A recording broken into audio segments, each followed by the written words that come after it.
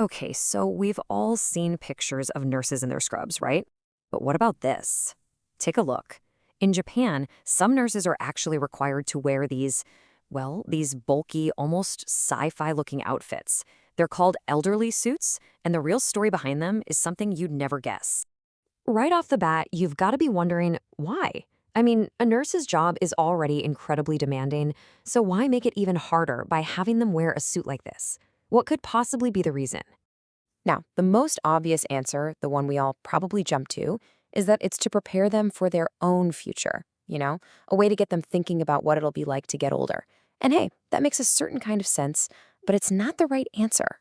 The real reason has absolutely nothing to do with the nurse's own futures. It's all about right now. It's about their patients. And honestly, the truth is so much more immediate and way more powerful. So this brings us to our first point, a strange requirement. See, at this one hospital in Japan, wearing this suit isn't some optional seminar they can sign up for. No, it's a mandatory part of their training, and it's designed to completely change how they provide care, starting today. So what is this thing? It's called an aging simulation suit. And the name really says it all. It's a very clever training tool built for one single purpose: to build empathy by letting the wearer physically feel what the challenges of old age are actually like. So what does it actually feel like to put one of these on? Well, the training session is called an hour of aging. Think about that. The whole idea is to squeeze a lifetime of physical challenges into one very, very short period of time. And that's all it takes, just 1 hour, 60 minutes.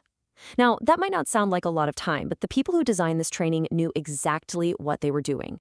They know that 1 hour is more than enough to leave a profound, lasting impact, especially when you're feeling these kinds of difficulties for the very first time.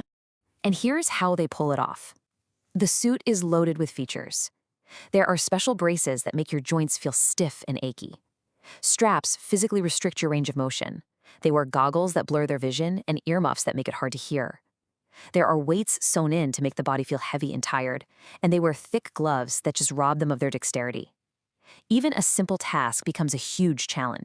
So going through all that physical struggle, it creates this massive psychological shift, and that's what we're calling the empathy effect. It's all about how actually feeling a struggle for yourself can fundamentally change the way you care for another person. The entire goal here is, as the quote says, for the nurses to feel the struggles firsthand. It's one thing to read in a textbook that an elderly patient might have trouble getting out of bed. It is a completely different thing to feel your own body fighting you, to feel that weakness and stiffness as you try to do it yourself. And you can just see the transformation this creates. Look at this. Before the suit, a nurse has a clinical, sort of detached understanding. Afterwards, they have real first-hand experience.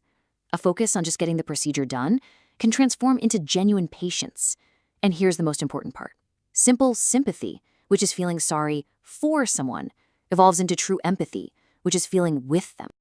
And the result of that single hour is as simple as it is profound. The nurses who go through this training provide more patient, more compassionate care. Why? Because they now understand their patient's world on a physical level in a way that just wasn't possible before. This whole idea, this incredible training tool from Japan, it really leaves you with a much bigger question, doesn't it?